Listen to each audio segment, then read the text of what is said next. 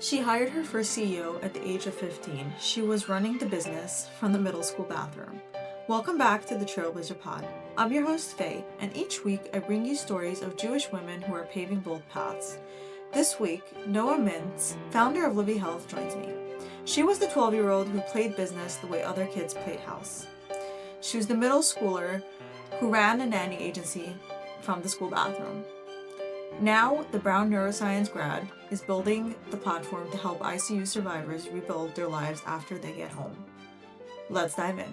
Oh, and hit follow and subscribe. You don't want to miss what's coming. Noah, welcome to the TrailBLAZER Pod. Thank you so much for being here. How are you today? Good. Thank you for having me. I'm really excited. Me too. And thanks for doing this later in your day. I love that we're the opposite. I'm starting my day. I'm going to get the little dose of inspiration from you, and you're closing off your day almost. So, really appreciate it. So, in this podcast, what I do is I go all the way back to my guests' like childhood, and I love to understand their personalities as little girls and kind of bring us full circle later on in the episode. So, can you share what Noah was like as a little girl? Let's take like 5, 6, 7. What was your personality? Mm. Um, so I was very curious, asking a lot of questions. I Mhm. was my family called me nosy, like I was very nosy.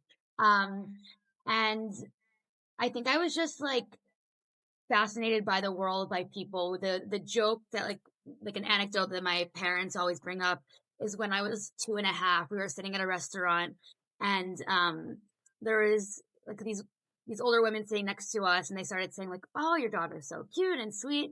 And they left and I looked at my mom, my grandmother, and I said, "Nice ladies." Like I just had like and it was like I was 2.5, but Oh my gosh. we joked that it was very me at a very young age because I was like I like to understand people and how they interact and judge of character, that kind of thing. So Wow. curious, fascinated by humans and how they interact. I don't think obviously at 2.5, at 5, at 7, I was using this kind of language.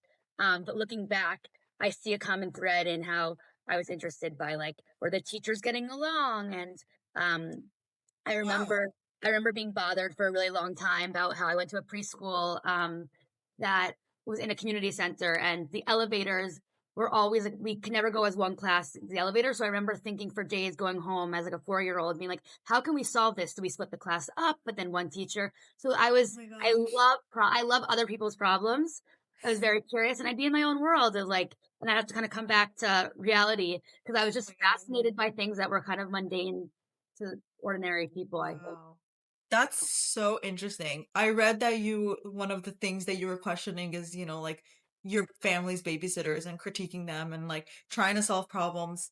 And I'm curious if you ever felt different than like your friends, because I feel like majority of 4-year-olds or 7-year-olds are not thinking about problems that people experience and how they can solve them. Yeah. They're just a lot of that, let me go hang out with my friends. Did you ever notice that, or it was kind of like, oh, this is just what's going on in my head and it's not affecting my like No, social. when I was in 2nd grade, I remember I sat my parents down, they're like, "What's going on?" And I was like, "I don't fit in at school. Like, I don't belong here." And they're like, "Okay." And they took it seriously, but it wasn't even about the school. It was, I think, the first time I noticed, like, I was zoning out in classes. I was not interested always in things that were like being discussed. And granted, I had friends, but I definitely felt like my brain worked a little differently. Mm. And at that point, it felt like only for worse. It took me a long time to understand why my brain is also an advantage.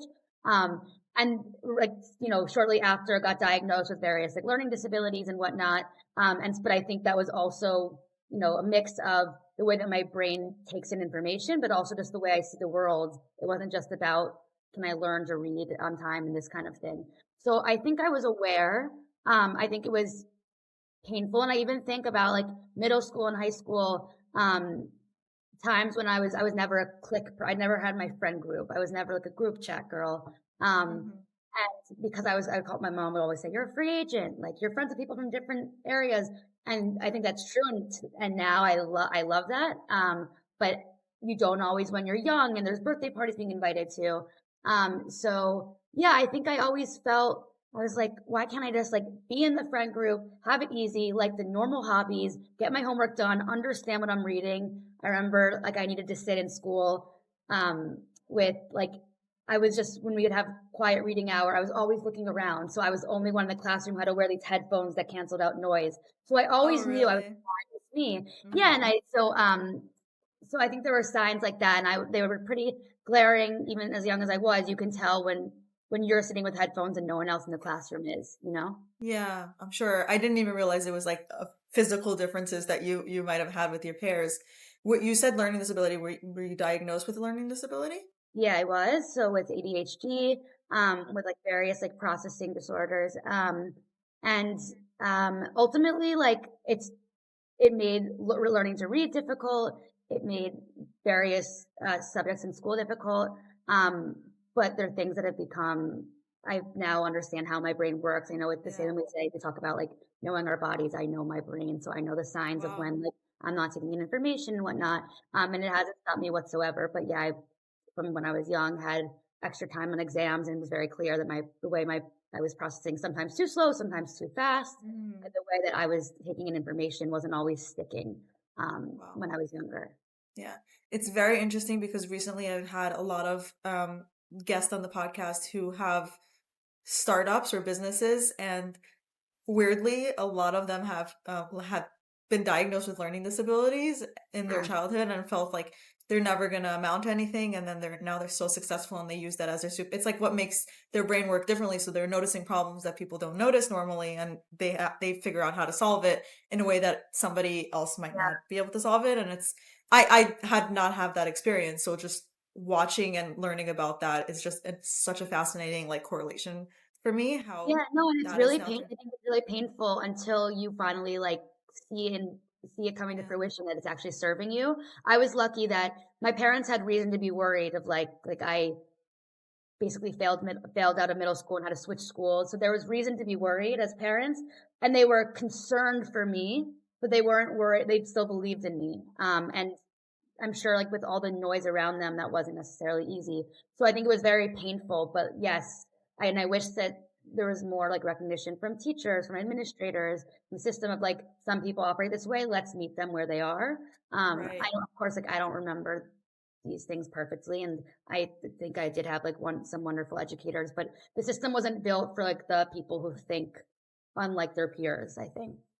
Yeah, and I think now more adults are coming out and talking about it, but that doesn't Yeah. necessarily help the children in school. It's like still a Yeah. disconnect, I think. But yeah, thank you so much for sharing that. But at the same time this was going on, you kind of started your first business. And to me, this is really fascinating because when you listen to podcasts or you listen to really successful entrepreneurs, a lot of them talk about, they always had this spirit. They started the lemonade stand. And first of all, I was not like that. I was a late entrepreneur bloomer, but you had it to a really different level. And so I would love to hear the story of, first of all, like what were the problems you were noticing with babysitters? What was your solution? And then also you were a 12-year-old girl, if I read correctly, managing and juggling this. Like what was life like for you at that point? Yeah. Um, no, so I was a lemonade stand kid. I had Parties by Noah before Nannies by Noah. Yeah. I had Picasso Baby, which was my like art classes for kids. So it was part of who I was, from an early age. But essentially, as I got older, I'm the oldest of four, and my mom had babysitters helping her, with the different after school activities and whatnot.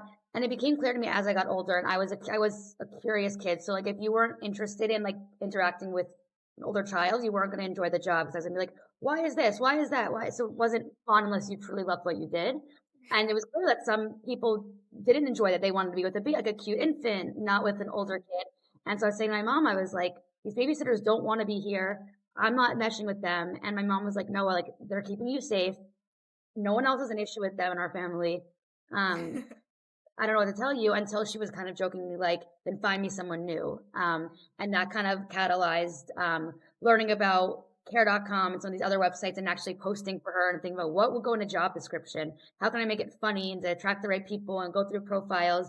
And just what started as help my mom once became, then I'll help another person. And then it was seeing a list of the best camp counselors at camp and selling it or distributing it, this kind of thing. So it was a very accidental business, which I think is the best way to do it, because you're Hmm. naive, you learn through failure, and then the things that you fail at are more salient to you, because you didn't try Right. someone else's suggestion. You did what you thought was right, and then you learned that's not the right way. Let me now go figure out what people say to do. Right. And you were like your customer because you were like, this is a huge problem for me. Let me try and solve it for me. And then you happen to solve it for other people. Did you realize at that age that you were kind of building a business? Did you understand what No, that meant? I so the way that kids play house, I played business.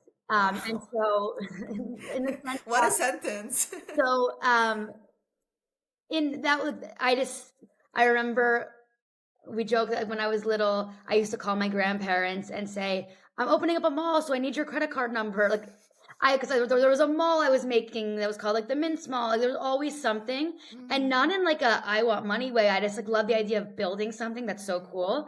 Um, and it's funny because now when I work with Claude sometimes or with the AI tools, and I'm like, let's build this agent. Sometimes I joke it's like playing, like house as an adult. Like, mm. oh, well, this person will be that, and this person will be that, and I'm like, I feel like I feel so young Wow. again. But I think I thought this was just me getting to, go through the motions of like the business, like, the first business I had done. And then when I started to realize there were real people I didn't know who were finding me online because I made a Wix website I was like, wait, there's something here. And these things often happen like when you're not even noticing in a sense. Mm, So I don't think there was a moment where I was like, wait, this is a business. But I think there are moments where I realized, wait, this is like going to the next level. And now I need to figure out what to do. yeah. And those were milestones. So I don't think I had the vocabulary to say, this is now a business. This is now generating revenue. It would just slowly happen. Like I opened a PayPal account and money went in, this kind of thing. And I don't really, really recall because if you ask me now for what I'm building, like when did you decide to start this? It's a lot more clear to me. Right. It wasn't then because Mm, I was kind of like going day to day of like, here's another person who wants my help. Sure, I'll help them. And then eventually when you see that, wait, I did this same thing last time I helped someone, maybe this is like something I write down to have like mm. a document or like fancy Wow. word protocol, right? So I think it was kind of just like the obvious next little step, one after the other. Wow. That's so fascinating. Do you remember you did get recognition for what you were doing at a really young age, right? Probably like 15. I found articles of you and like 15 under 15 and stuff like that. This was happening at the same time you were saying you were also struggling at school. So how did those two almost opposite kind of feelings interact with each other? Did Yeah. you feel like, oh, I'm not great at this, or I'm not like school is not set up for me, but there's this other avenue where I'm succeeding? Or was it you didn't even recognize that you're good at this because of these like overwhelming feelings of not being good at school? Good question. I think so. A lot of the press that I got was after I entered high school because that was the point in which I brought in the CEO. Yeah. And so my lowest point was end of middle school when I mentioned I was like, I left the school I was going to. I was failing out partially because I was struggling academically, partially because I was running a business from my computer and from the bathroom. No biggie. No biggie. But so I think it was painful, but then so the press really did come after, but there were certain signals of like when I'd have a bad day, right? Like and I was also doing something that has real meaning, right? You're talking to people, these are their livelihoods, they're their jobs, their children. And so even if it wasn't validating, it gave me meaning of like, Mm, these things are happening, but then I can think about something that I think is more right. important than like, where did I sit at lunch? Right. But still the stuff, it was just as painful if in some regards. So high school was totally different for me because I had my first CEO, and that's also what kind of sparked a lot of the media attention I got. And I loved high school. Oh, that's good. So I switched schools and really like felt like I had a rhythm. The business, I kind of handed over parts of it, and that was healthy for my relationship with Yeah. it. And so things steadied out as the press came out. I definitely, after some of the media became like, okay, wait, what am I? I'm still a 15-year-old girl. And there's these articles that some people at school know about, teachers know about. Um, and so I definitely had like a little bit of like confusion, like what is my identity? Yeah. Um, but it's not like, it's not like I was a celebrity. It was just more things that were circulating in articles that were coming up and this kind of thing. So I think my identity shifted throughout high school as I kind of pulled back my like day to day involvement a little bit. Or it wasn't as so intensive where I couldn't see people on weekends. And I think there was something nice about Mm, that for me in middle school where it was taking up my time. And then I actually wanted to find ways for it to free up my time in high school because I was really enjoying the people I was around and whatnot. It's so fascinating because so many people go through this in their late 20s. It's like you went through this so early on, and it's just like mind blowing to me. You were mentioning having to hire a CEO and like making a decision of who you're hiring. And again, not many 15-year-olds are dealing with this, but now you're building something new. And I'm curious how you think this experience at 15 kind of shaped the way you operate as a founder or business owner now, or Mm. is it very, very different? I really wish I could go back to who I was. Really? Yeah, because now I've been consumed by, I am consumed by my education that is more advanced than it was then, by, the whole world of venture capital of other startups. I have a lot more noise. Sometimes noise is good, Mm, but now I'm scared to ship, not scared, but I'm more ambivalent to ship something. And there was something, I wish I could take both. I think I was a little reckless when I was younger, of like, let's just offer new services we can't even have the capacity to. And now I'm more averse to that. I'm much more mm, thorough, which is good, but I miss some of the right. innocence and naivete of, I'm not thinking about what other people are doing. I just know what I'm doing, or I don't know what I'm doing, but I'm doing it. Um, and I so wish I could like Mm, talk to that Noah and bring a little in. And I think with what I'm working on now, I am still off the beaten path and believe in myself, but sometimes I'm like, could I just be a little more like, I don't care what people say, and I'm going to try this because I believe in it. And that's harder to do as you get older and you see more so much things. harder. Yeah. Yeah, it's so funny because I talk a lot about this. Like when I was maybe not 15, but 16, 17, 18, early 20s, I was so freaking brave. I would just do things because in my gut it felt right. And now I'm 30. I don't know how old you are exactly, but I just turned 30 and I always like I sit with myself I'm like, what would little Faye do? Even though technically I don't care what people think of me, you have to because everything you do affects the people around you that Yeah. in the way you've created your life. And so I so relate to that part of like wanting to tap into the younger version of yourself that was a little bit more carefree and fearless and brave. So, yeah, it's so interesting that you're saying that. You were saying that you had to figure out your identity, right? Hmm. Did you ever, like, when you think of Noah today, do you identify, and this is an interesting cultural thing, and I think it's cool that you have both the Israel and the US thing, the US background, because in the US, when you ask somebody, like, tell me about yourself, the first thing they say is your job, right? They're like, oh, I'm a founder, or oh, I work for, and in Israel, it's a lot of people, from my experience, talk about, what they do in their free time or their family, and it's not career at top of mind. So when you think of your identity now, what do you think of? Mm. Um, I think it's a bit of both. Um, because my life has also been long, right? I've lived like double, like I was 12 and now I'm 26. So I've lived a lot longer. So when I was 12, right, the amount of time I remember of my life was much shorter. So business was everything. Right. Now, Nannies by Noah is a chapter that is still continuing. I'm still involved to some degree.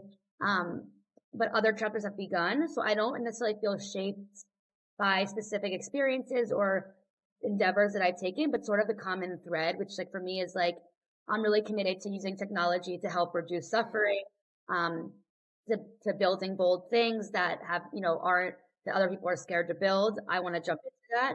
And I want to challenge myself, like living in other places in the world and whatnot.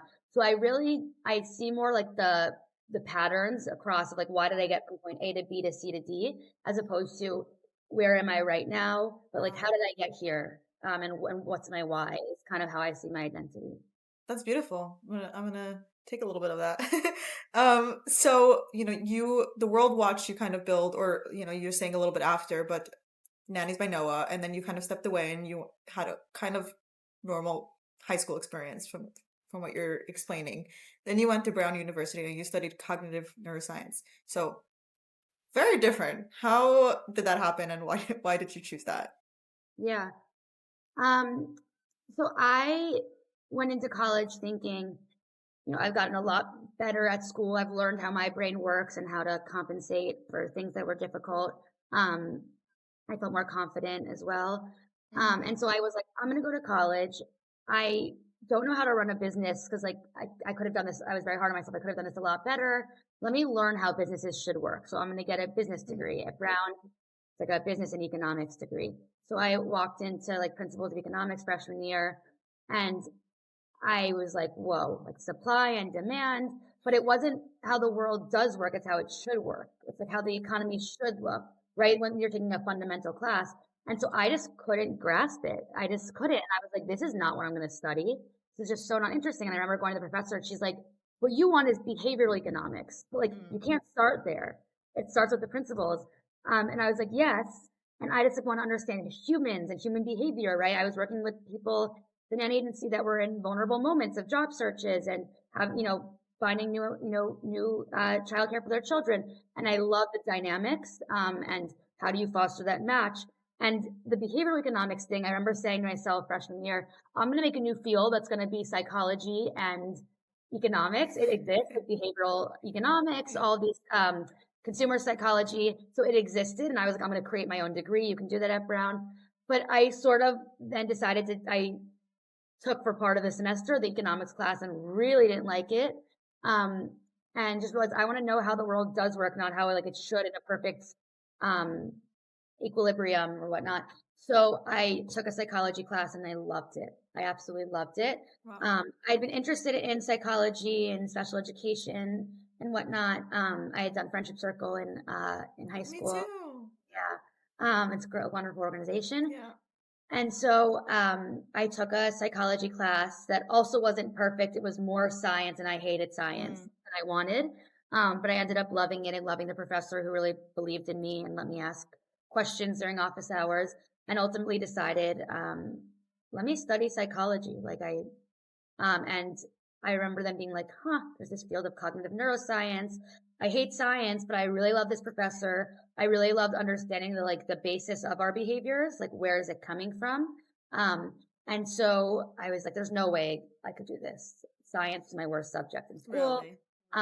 So I took one more class that was more like neuropsychology. And then I don't know, some delusion got into me and I was like, no, I'm going to do cognitive neuroscience. I'll figure out a way to take the intro neuroscience class, which is a lot of memorization, which is a lot of biology. I'm going to figure out a way to take the coding course. I don't know how, but I'm going to do it. And I did it. And, Wow. that became like really important to me that like I love how the brain works.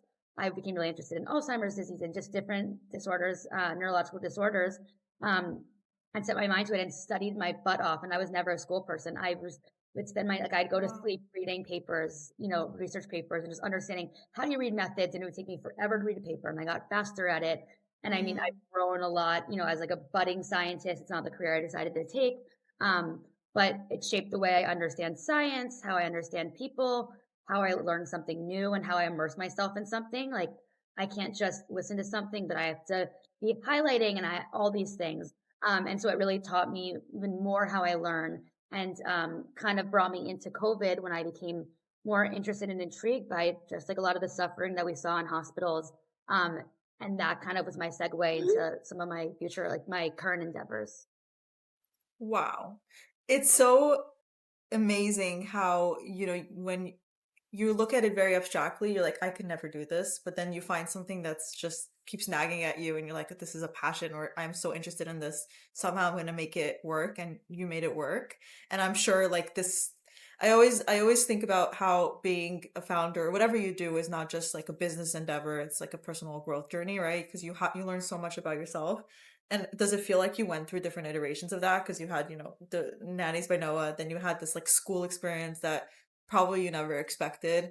Now you're building something new. Does it feel like that for you? Yeah, absolutely. I think they felt like really distinct experiences that didn't connect. But if I look at it now, right, I started with the nanny business. So I loved connections. I loved working with people. I loved small business. I loved building. I loved solving operational problems and moving into strategy. I loved that. And then I loved psychology. And then I loved science, the idea of how do we ask questions and how do we answer them? What does that look like? And then I said, okay, I'm really interested in technology and not just, I don't think I'm meant to be a lab scientist. And I worked for a healthcare technology company and consulted for some as well. And that kind of brought together my background in entrepreneurship, my interest in human health, my understanding of science, some work in clinical trials and whatnot. And then I kind of said, okay, like what's my next step of if I want to be some sort of part of something from day one. I actually really, I remember swearing to myself years ago and saying, I'm never going to found something again. Never gonna be a founder again. It's so much easier to work for someone. And then I just realized that there's something I missed about building my own something. And I was keen that I wasn't going to build for the sake of building. I was going to build if there was something that I saw as a need that needed to be fixed that no one else was doing. And the right things happened at the right time as I left my job and met my co-founder, to say like, hey, like, let's look at this issue of, I've worked in the ICU setting and clinical research settings in the healthcare technology space. But let's look at what happens to people after they leave intensive care and how we can use all this wonderful technology that we see with healthy people, like Aura rings, wearables, telehealth, to help these people recover, and have just a better quality of life after the hospital. So I see it, for me, I see a path now, but it wasn't clear until very recently why all of these built on each other.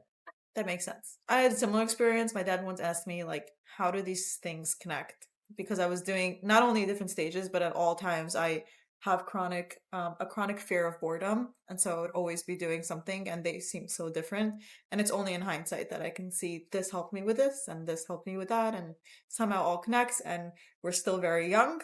I mean, Yeah. I feel, I'm 30, it's scary, but I feel very young. So I feel like it's only going to continue in that route where it's like you're gonna look back at 60 and everything's gonna make a little bit more sense. Yeah. So I know you're still in stealth mode, right? So you probably can't share too much about what you're doing. I'm out of stealth mode. You're not in stealth mode anymore? Okay. So you want to share a little bit?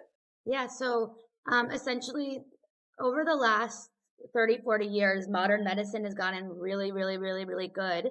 And that includes saving lives. So it used, many, many years ago, if you were admitted to intensive care in a hospital, which is a unit for the sickest patients, oftentimes you're put on a ventilator, a breathing tube.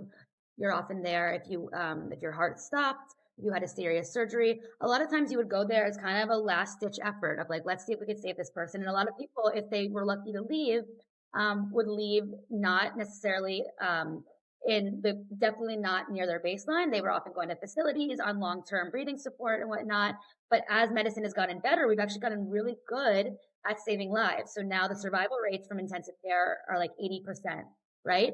And so this means that your heart, you could have cardiac arrest and we're able to not just resuscitate you, not we, the wonderful providers like in the healthcare world and the EMTs and whatnot, but also we can have a better sense of what your brain health will look like from the lack of oxygen. Someone actually not be breathing for themselves, right? The ventilator's gotten more advanced, or something called ECMO, where your heart and your lungs are actually, it's actually being done, like the work is being done for you, right? So all these things have made it so that you can live from conditions that we used to not have ways to treat, or just that weren't as consistently treated. And so it's kind of like a hidden consequence of modern medicine. And so what we started seeing, I didn't see it. I was too young to see it, but about 15 years ago, a lot of intensive care doctors were realizing that their patients weren't leaving and then going to a nursing home or a skilled care facility. They were actually going home.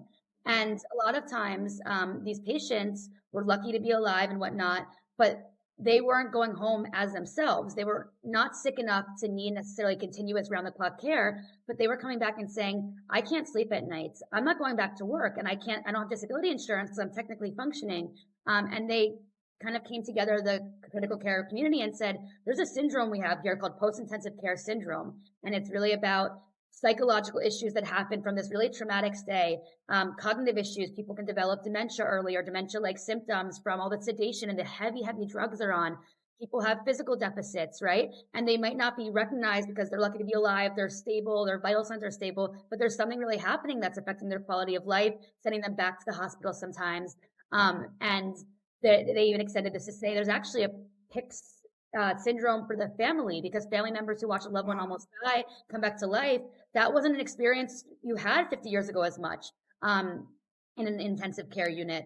So essentially, there was clinics made for the post ICU community, and they've had like success in terms of seeing an ICU doctor who helps you understand what happened, get you connected to resources, help you understand how you can use small strategies to rehabilitate your brain, help with your mental health, help the family member.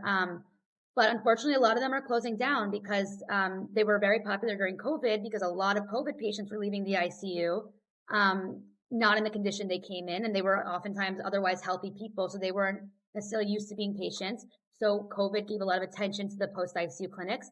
And now we're 6 years out from COVID, and a lot of hospitals are worried about, generating revenue and saving money. And unfortunately, these post ICU clinics, as helpful as they can be for patients, don't generate revenue for hospitals. A lot of patients aren't able to show up because they're disabled now and they're unable to leave their home, or they don't see a need for why this is something that would help them. And you'd rather have an intensive care doctor doing procedures on a floor in the ICU because you can make a lot more money off of that. Unfortunately, that's how it works in America, than sitting with the patient for 45 minutes in ways that can really, really make a difference.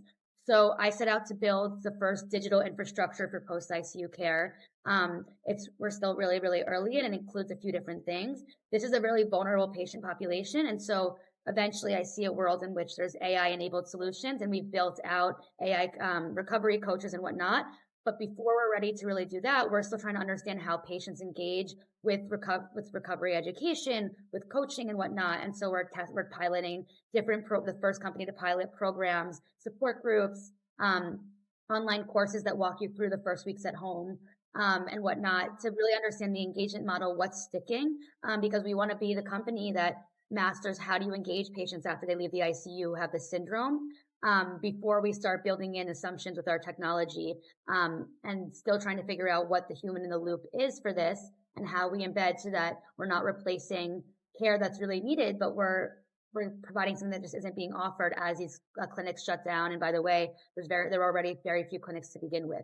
So how can this ICU recovery support that spans, coaching, help getting access to resources, different kinds of therapies, different, referrals, what can that look like in a digital infrastructure? Wow. It is really interesting because you said you now see the dots connect, but I also see it. It's like you have the business side, then you went and studied what you did and your interests, and like here you are building this now, which is so beautiful. What does it feel like to be building again when you swore to yourself that you're never gonna found anything again? So I think, first of all, I love it. Like, I now can't see myself doing other things. I've thought about, do I want to be employed again? And I'm like, yes, the structure would be lovely, but this is who I am? Um, and I think for a while, it didn't feel natural because I was just trying to follow, like, how do I become a venture backed company? That was my goal.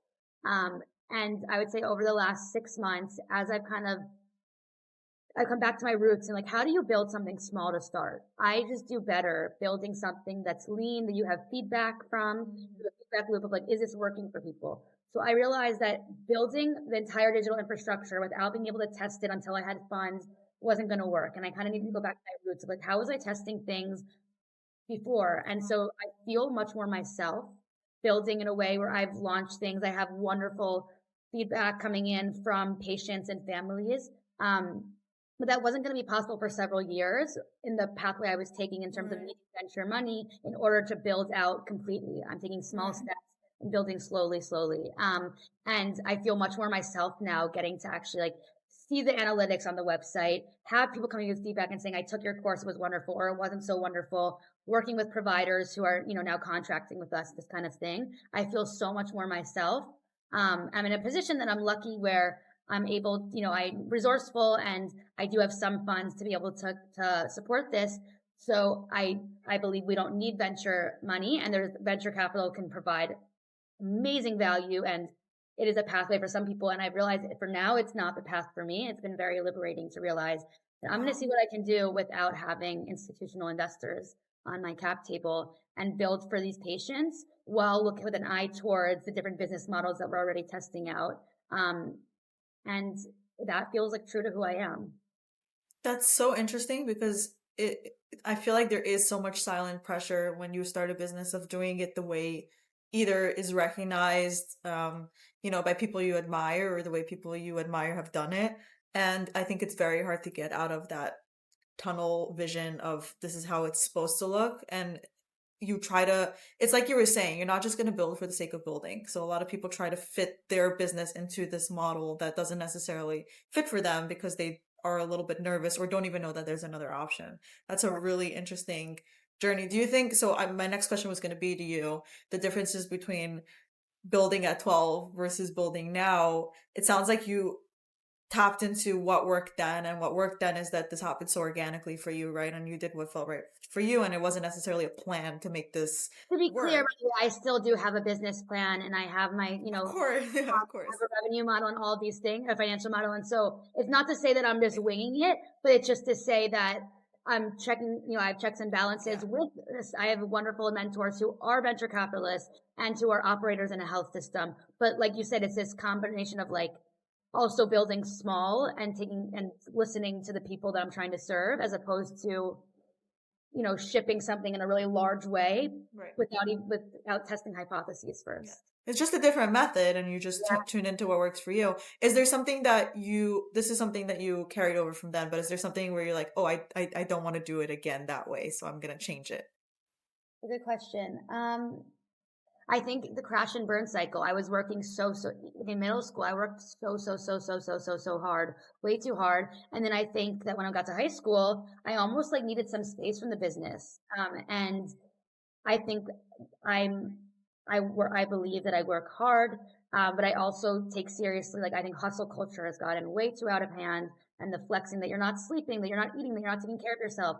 So I'm not looking to kill myself and then crash and then have resentment about this period of my life and that I was so invested in my Mm, company Libby that I didn't do other things. The name of the game for me is balance. I didn't have that balance, and I wonder what it would have mm, looked like. I was not mature enough, sophisticated enough to think about the long run with Nannies by Noah. And now my relationship with it is very different because the people who are running it are wonderful and engage me, and they're doing a fantastic job.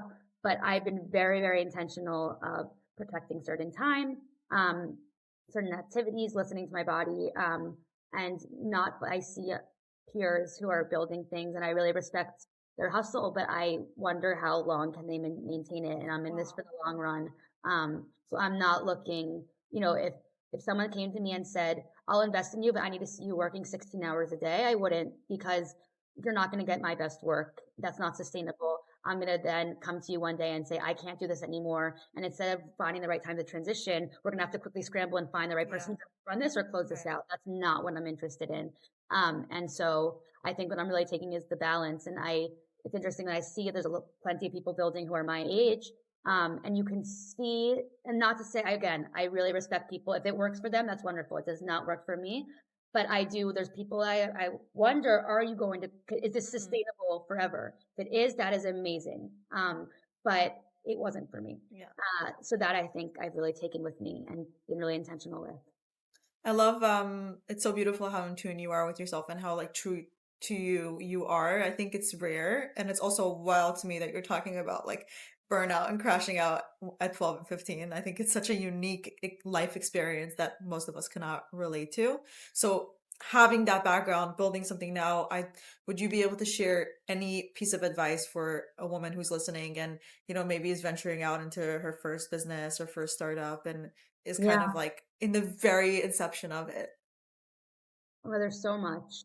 Um, if you're going to work on one skill, I think it's judgments. So, and I say that to say there's so much noise out there. You're flooded with content, with ways to do business models, with this failure, that failure, and learning what's signal and what's noise, or learning about how many times you need to hear someone say the same thing to then say, okay, now I'm going to listen to it. Right? I've been in periods in my life where every time someone would give me feedback on my deck, I would change it, and then you have 100 rounds, and then you'd be reverting. So how do you wait to aggregate feedback and know Mhm. this is something I'm going to take, or this means that I should have another version of the deck for this type of persona, but you have to learn to filter some of these things. Say, okay, noted, but I'm also going to wait. I'm also going to check with someone else. But at the same time, I've seen people who really rely on other people and then need to hear Mhm. something 6 times and then won't trust themselves. So how do you become the right judge, the right filter Mhm. of taking signal to noise and knowing what that ratio should look like for what it's worth? And so Wow. that judgment I think is really important because if you just, there's people who post on Twitter, follow these 6 things and you'll have a Yeah. billion dollar business. No. And if it was that easy, we'd all be billionaires. But like, it's not. Amen. And so, right, so who do you listen to? When do you listen to them? While also saying, like, there are things that being humble that, like, I don't know, and I'm going to have to listen to these people, even if it's not what I want to hear.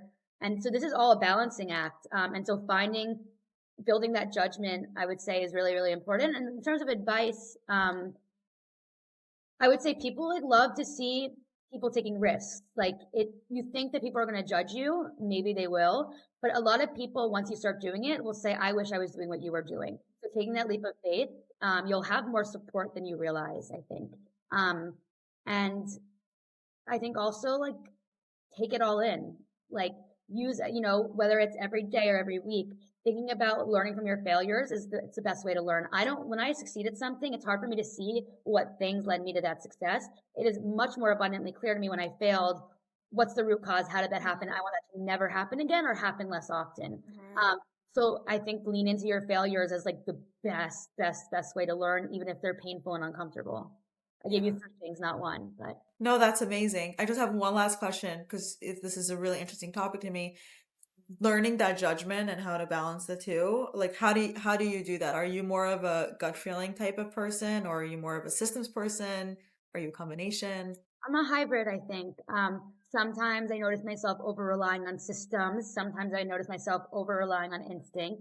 Mm. Um, and so that's a great example of like, that's why I think it's wonderful when you have your documents of showing, have we met these milestones or where are we for quarter one, for quarter two, but also being adaptable, right? So if the market has changed and the roadmap you set out literally doesn't work anymore for your target customer, like let's say a hospital, right, is no longer actually no longer has a budget for buying this and you have to pivot, you got to pivot. So that's when you use your instinct and signals and you're like, okay, it's time for something to change while not being too rigid and saying, my business plan says that I can never change it. It is untouchable. It is a Right, lot. And right. funny with AI, sometimes I'll see AI when I give it some more autonomy, it will be like, nope, we can't do that. We said the website was only going to have this footer. And it's like, nope, we can Yeah. adapt. We're now seeing that we have the signal that this needs to change. So I think, I don't know if that answers your question, Yeah, yeah, it does. but it's a mix, right? So not not saying these are the six things that I must follow or I'm not doing it right. And staying loyal or not loyal, but staying true to what you put on paper, but also being willing to change it as long as you're not cheating yourself or your business. Yeah, I love the AI example because it's like the people who are scared of AI taking over the skills. And I always say it actually makes you more of a critical thinker if you're using it right. Because an example like that, I also have Claude sometimes saying I can't do it, and I'm like, wait, you should be able to do this, and like thinking critically about it and not just accepting things at face value. Such an interesting real life modern example too. We do that ourselves as well, and when you see something else doing it, it Yeah, starts to raise that, like the flags, like you should be able to change this or should be able to not be stuck in this one way of thinking.